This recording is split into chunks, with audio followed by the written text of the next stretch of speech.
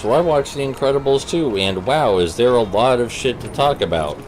But in order to talk about everything I needed to talk about, I would need footage from the film to illustrate my points.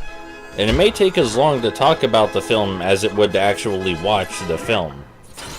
So instead, I'm just going to talk about the things I particularly liked about the movie, because that doesn't take nearly as much time. But also, most of the stuff I liked about the movie is a giant spoiler. So if you don't want to be spoiled, I'm going to give you a warning now. You have 5 seconds. 5, 4, 3, 2, 1.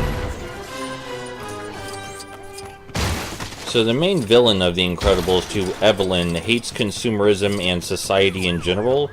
She thinks people spend too much time watching, thinking, and eating whatever television tells them to. She believes people value convenience over quality, and as long as something is easy enough, people will buy into it, no matter how foolish. She sees supers as one of the greatest threats to humanity's independence, specifically because they embody the traits she hates most about society. The idea that superheroes experience risks in life for us, so we don't have to. She thinks making superheroes legal again will only further create a world that keeps us distant from reality. She also completely fucking hates the idea that people would trust one another with their lives, on a basic level. The idea that people count on each other disgusts her, and it's never implied that this is applied only to supers.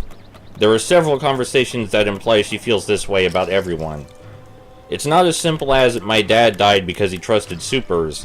She has a complex that makes her distrust society at large, and supers are just a target for that greater hatred and distrust.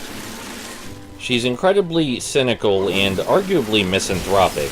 She's a much more interesting and nuanced villain than anything we got in the first film character-wise. And the difference between her and other people with crazy ideologies is that she's actually willing to act out her ideologies. That would be, the thing that makes her a villain, instead of just an interesting person to discuss philosophy with. The film is also pretty intelligent about not beating you over the fucking head about it being the right thing to legalize supers again. Legalizing supers is clearly not supposed to be wrong by the film, but they do a reasonably good job of explaining how they're becoming legal again in-universe, as opposed to it just happening because the film wants it to happen. The reason supers even had a chance at being legal again is because Evelyn's sister, Winston, owns a multi-million-dollar corporation, and his entire job is to sell things to people. So he had to sell the idea of supers to the general public again, because that's what he does, sells products, rubs elbows, influences people to buy things. Sure, convincing people to buy supers is a bigger job than convincing them to buy normal products, but the same rules apply, and that's how supers got legal so quickly in the film. Evelyn has a conversation with Elastigirl that points it out a lot more clearly.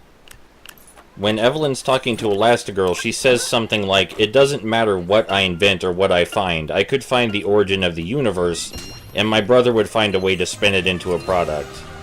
So yeah, their legality really only came about because of Winston's marketing expertise, which the film is very clear about portraying, so pluses to them for making it work in universe and not just having it happen because they wanted it to happen. Anyway, back to Evelyn. The last line of dialogue with Evelyn in the film, and perhaps the most important line of dialogue. Evelyn says, "Just because you saved me, it doesn't make you right."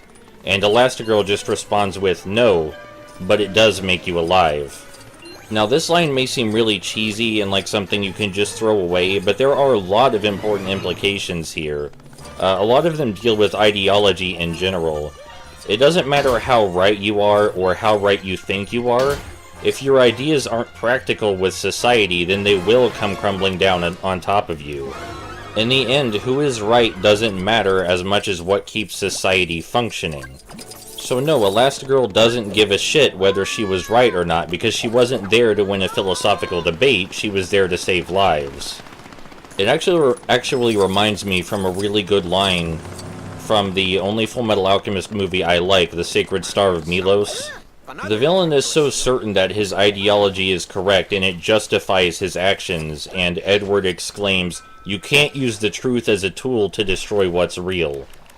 The implication there being, again, it doesn't matter how right you are, or how right you think you are. If your ideology is not compatible with reality, it's going to come crashing down on top of you. What matters most is what you see in front of you. Or to put it a way one of my old friends said it, it's more important to know whether a bee will sting you than to know whether the bee is actually real. So yeah, I thought that line was fucking rad, and I absolutely did not expect it to be in a movie about children's superheroes. Evelyn's entire character feels a little weird for a movie about children's superheroes, but I dig it. Speaking of Evelyn, her ideologies, and how they're incompatible with reality, there's actually a great single scene in the film where Evelyn is hypocritical. She believes people should have to decide what's good for themselves, take their own risks, and experience life for themselves. But she attempts to rescue her brother at one point in the movie, even saying, "This is for your own good," which is the least Evelyn thing to possibly say. And Winston proves that he can, in fact, choose his own life when he says, "No, this is," and shoves her away, defying her. So yeah, all those parts of the film I just mentioned, I obviously think they're pretty fucking rad. But there's a lot more to discuss about the movie, good and bad, that I can't do because I would need footage of the entire fucking film to illustrate my point. That's just the heavy thinking shit that you can talk about without needing footage. So yeah, if that sounds interesting, I guess watch it, but keep in mind the parts I talked about here only take up like 10 minutes of the movie. It may sound like this is my favorite movie ever, judging from like the last 6 minutes of rambling, but you gotta keep in mind, character motivations are my thing. Alright, so whenever a character has an interesting motivation, or something that deals with ideologies clashing with reality, I really like that shit. No, the film is not my favorite film, it's far from it, but I really like that shit, and it stood out to me in particular. Anyway, thanks for watching the video. Yeah.